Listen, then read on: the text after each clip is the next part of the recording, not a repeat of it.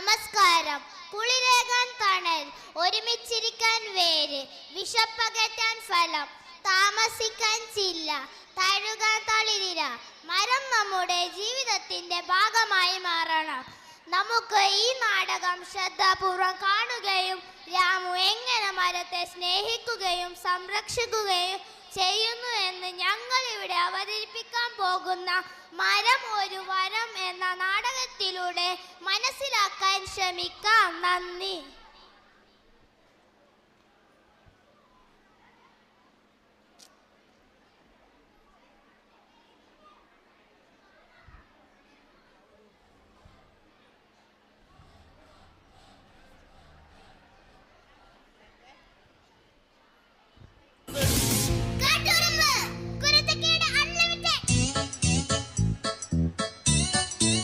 രാമൻകുട്ടി ഒരു കർഷകനായിരുന്നു. അവിവാഹിതനായ രാമൻകുട്ടി തന്റെ മക്കളെ സ്നേഹിക്കുന്നതിലേറെ മരങ്ങളെ സ്നേഹിച്ചു. പെട്ടെന്നാണ് രാമൻകുട്ടി ആ കാഴ്ച കണ്ടത്. വഴിയിൽ ഒരു ജാതി മരം വീണ് കിടക്കുന്നു. രാമൻകുട്ടി ഒട്ടും അമാന്തിച്ചില്ല. ആ മരം പൊക്കാൻ ശ്രമിച്ചു.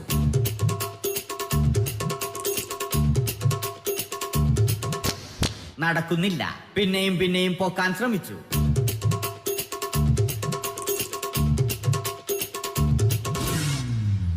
നടക്കുന്നില്ല. രാമൻകുട്ടി വഴിയെ പോയവരെ എല്ലാവരെയും സഹായത്തിന് വിളിച്ചു.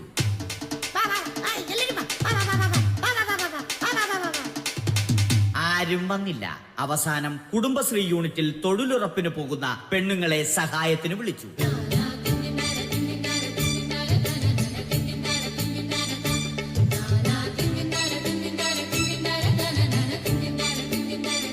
അവർ എത്തി. അവർ അവരുടെ സ്ഥിരം പണി തുടങ്ങി. അത് കണ്ട ദേഷ്യം വന്ന രാമൻകുട്ടി മരത്തെ ഒറ്റയ്ക്ക് പിടിച്ചു പോക്കി.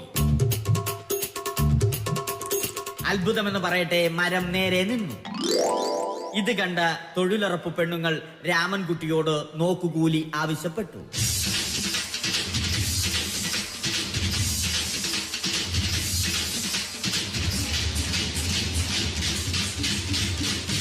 പോക്കറ്റില്ലാത്ത ബനിയൻ ധരിച്ച രാമൻകുട്ടിയുടെ പോക്കറ്റ് വരെ കീറിയിട്ടാണ് പെണ്ണുങ്ങൾ പോയത്.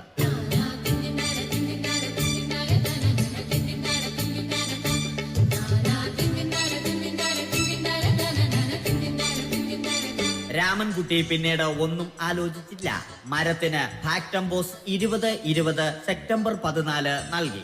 മരം തഴച്ചു വളർന്നു. ഇത് കണ്ട് രാമൻകുട്ടിക്ക് സന്തോഷം വന്നു. സന്തോഷം വന്നാലും ദുഃഖം വന്നാലും രാമൻകുട്ടിക്ക് മരത്തിനു ചുറ്റും ഡാൻസ് കളിക്കുക എന്നുള്ളത് രാമൻകുട്ടിയുടെ മാസ്റ്റർ പീസ് ആയിരുന്നു. ആ മാസ്റ്റർ പീസ് രാമൻകുട്ടി ഇവിടെയും എടുത്തു.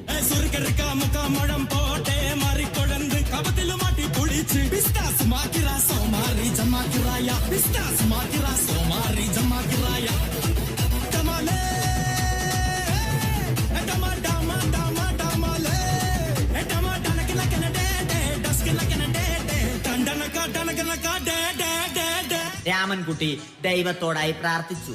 നിങ്ങൾ എനിക്ക് ആയുസ്സും ആരോഗ്യവും തരൂ. ഞാൻ മരങ്ങളെ സംരക്ഷിച്ചു കൊള്ളാം. കാരണം മരം ഒരു വരമാണ്. അവന്റെ പ്രാർത്ഥന ദൈവം കേട്ടു. ആ മാവിൽ നിന്നും വീണ തേങ്ങ രാമൻകുട്ടി മോങ്ങാതെ ഇരുന്നു തിന്നു. അപ്പോഴാണ് രാമൻകുട്ടി മറ്റൊരു കാഴ്ച കണ്ടത്. രാഘവൻ വരുന്നു.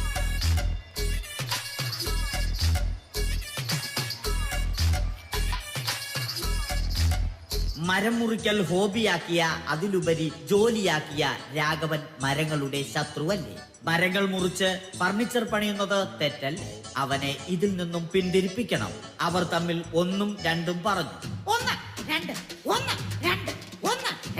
സംസാരം മൂത്ത് വാക്കേറ്റമായി. അത് പിന്നെ അടിയിൽ കലാശിച്ചു.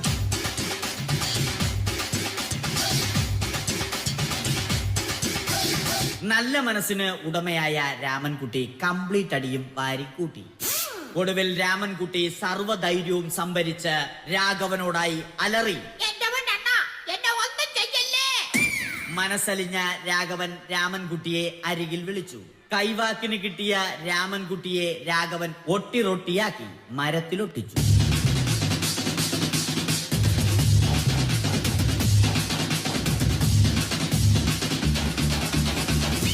ഇന്നത്തെ പണി കഴിഞ്ഞ രാഘവൻ സംതൃപ്തിയോടെ വീട്ടിലേക്ക് മടങ്ങി. തനിക്ക് തല്ല് കിട്ടിയാലും മരത്തെ രക്ഷിക്കാൻ പറ്റിയ സന്തോഷത്താൽ രാമൻകുട്ടി മരത്തെ കെട്ടിപ്പിടിച്ച് പൊട്ടി പൊട്ടി കരഞ്ഞു.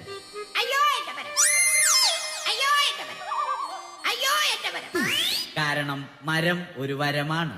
കെട്ടിപ്പിടിക്കൽ ഏറ്റുവാങ്ങിയ മരം നാണം കൊണ്ട് ചില്ലകൾ താഴ്ത്തി. മരത്തെ രക്ഷിച്ച ക്ഷീണത്തിൽ രാമൻകുട്ടി മരച്ചുവട്ടിലിരുന്ന് ഉറങ്ങിപ്പോയി. പെട്ടെന്നാണ് അത് സംഭവിച്ചത്. പ്രകൃതി അതിന്റെ തനിക്കോണം കാണിച്ചു തുടങ്ങി. മഴയും കാറ്റും ഇടിയും വന്നു. അതോടൊപ്പം കോളും വന്നു. കോളെടുത്ത് രാമൻകുട്ടി പറഞ്ഞു, കോൾ കട്ടായി. രാമൻകുട്ടി ദൈവത്തോടായി പറഞ്ഞു. കാറ്റും മഴയും അതൊന്നും ചെവിക്കൊണ്ടില്ല. രാമൻകുട്ടിയുടെ മരം ആടി ഉലഞ്ഞു. രാമൻകുട്ടി ദൈവത്തോടായി വീണ്ടും പറഞ്ഞു, മരം ഒരു വരമാണ്, മരത്തെ ഒന്നും ചെയ്യരുത്. വരം കിട്ടിയതുപോലെ രാമൻകുട്ടി തന്റെ ചൂണ്ടുവിരൽ കൊണ്ട് മരത്തെ താങ്ങി നിർത്തി.